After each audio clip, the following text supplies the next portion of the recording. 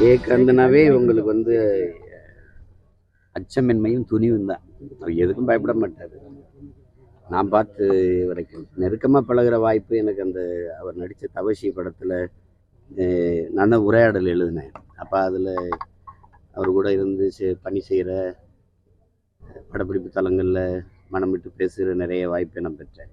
அதுக்கு முன்னாடி எங்கள் அப்பா மணிவண்ணன் அவங்கெல்லாம் நண்பர்களாக இருந்தபோது, நாங்கள் திரைத்துறையில் இருக்கும்போது நட்பு இருந்தாலும் கூட நெருக்கமான பழக்கம் தான் எங்களுக்கு ஏற்பட்டது.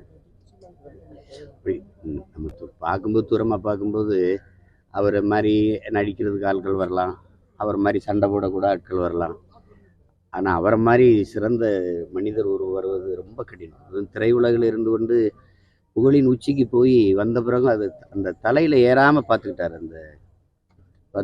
எல்லாரோடமும் சமமாக பழகிற ஒரு வாய்ப்பு ஒரு மனிதர் திரையுலகில் இருந்தார் என்றால் அது அவர் தான்.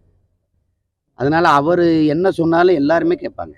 இப்போ அண்ணன் கமல் அவர்களோ, ஐயா ரஜினி அவர்களோ, யாராக இருந்தாலும் அவர் கூப்பிடும்போது விஜய் சொன்ன விஜய் அப்படின்னு எல்லாருமே பாசம் வச்சுருந்தது காரணம், அவர் எல்லாரையும் அதையே பாசத்தோடு அன்போடு நேசித்தது தான் காரணம். அவரை இழந்திருப்பது என்பது அது எப்படி பார்த்தாலும் அதை மனதை தேற்றிக் கொள்ள முடியல. அது ரொம்ப இதாக இருக்குது. அவர் மட்டும் இவ்வளோ நாள் ஒரு உடல்நலத்தோடு இருந்திருப்பாருன்னா தமிழ்நாட்டினுடைய அரசியல் போக்கே மாறி இருந்தது. மாற்றினவர் தான். ஒரு முதல் தேர்தலே 6 விழுக்காடு தொட்டு அப்போ பாராளுமன்றத்தில் 10.5 விழுக்காடு ஏறி போகிறதுங்கிறது, அதுவும் ஜெயலலிதா, ஐயா கருணாநிதி போன்ற பெரிய தலைவர்கள் இருக்கும்போது அது பெரிய துணிச்சல் வேணும். அதனால தான் சொன்னேன், அவர் துணிச்சல்காரர், பயப்பட மாட்டார். எதற்கும் கடுமையான உழைப்பாளி. வெயில், மழை, பனி, பசி, பட்டினி, உறக்கமின்மை 3 நாள் 4 நாள்லாம் தூங்காமலாம் நடிப்பார்.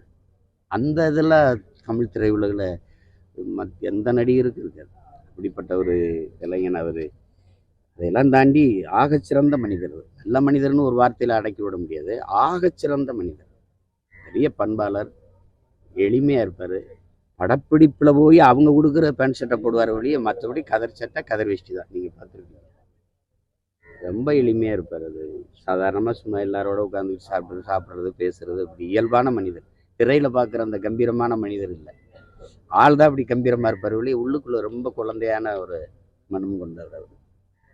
அது இப்படி பார்த்தாலும் அது எப்படி இப்போ இயற்கை ஒரு பேரழிவு நமக்கு தந்ததோ, அவருடைய இழப்பும் ஒரு பேரிடரும் இழப்பும் தான்.